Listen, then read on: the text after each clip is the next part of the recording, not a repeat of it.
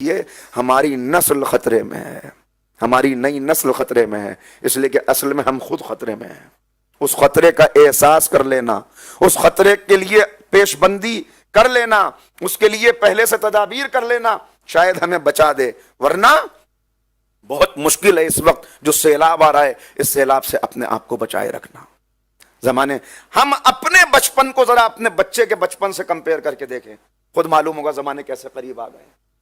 پہلے گرمی کی چھٹیاں ہوتی تھیں ہمارے بچپن میں تو کتنا اطمینان ہوتا تھا، کتنے لمبے لمبے دن ہوتے تھے، کتنی فرصت ہوتی تھی۔ بزرگوں کے ساتھ بیٹھے ہوئے ہیں، والدین کے ساتھ بیٹھے ہوئے ہیں، چھوٹی چھوٹی کہانیوں میں ویسٹ آج بھی اس بات کو کہتا ہے، ویسٹ آج بھی اس بات کو کہتا ہے، نفسیاتی مریضوں کا علاج کرنے کے لیے جو ادارے بنائے گئے ہیں، آپ وہاں پہ جا کے دیکھیں تو وہ کہتے ہیں کہ ہم جو کام کر رہے ہیں، اس لیے کہ وہاں پہ نفسیاتی امراض بہت زیادہ ہیں، بڑھ گئے ہیں۔ سب سے زیادہ نفسیاتی امراض کے علاج کی دوائیں جو ہمارے ملکوں سے ایکسپورٹ ہوتی ہیں، وہ انہی ترقی یافتہ ممالک میں ہوتی ہیں، اس لیے کہ وہاں نفسیاتی امراض بڑھ چکے ہیں۔ کیوں؟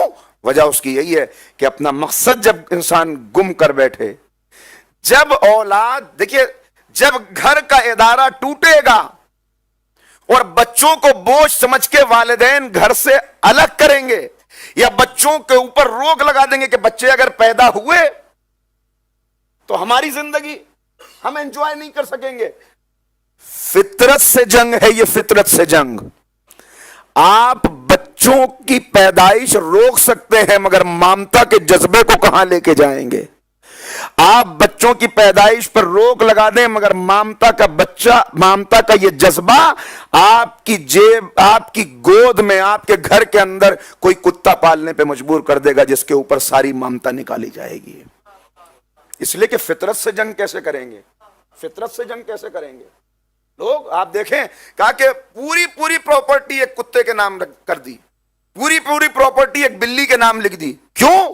اس لیے کہ وہ ممتا کا جذبہ تھا جسے دبانے کی کوشش کی جا رہی تھی، لیکن فطرت سے جنگ کرنے والا ہمیشہ پست ہوتا ہے اور شکست کھاتا ہے، کبھی جیت نہیں سکتا۔ لہذا یہ فطرت سے جنگ تھی، یہ سب ہو رہا ہے۔ اور آپ دیکھیں پھر ذرا سا پلٹ کے جائیں، کیا زمانہ تھا جو گزر گیا۔ ہم نے پچھلے 10-15 سالوں کے اندر 100 سال کی چھلانگ لگا دی ہے۔ 15 سالوں میں ہم 100 سال آگے بڑھ گئے، اس لیے کہ دنیا گلوبل ولیج بن گئی۔ لیکن اس گلوبل ولیج کے بن جانے سے جو نقصان ہوا کہ آپ اب انٹرنیٹ پہ بیٹھے ہوئے ہیں تو معلوم ہوا کہ ایک عالمی رابطے کا سہارا ہے، ایک عالمی بازار میں آپ بیٹھے ہوئے ہیں۔ اب ہر ملک کی تہذیب آ رہی ہے، اس کا کلچر آ رہا ہے، اس کا کلچر آ رہا ہے، اس کا کلچر آ رہا ہے، کہیں کوئی چیک نہیں ہے۔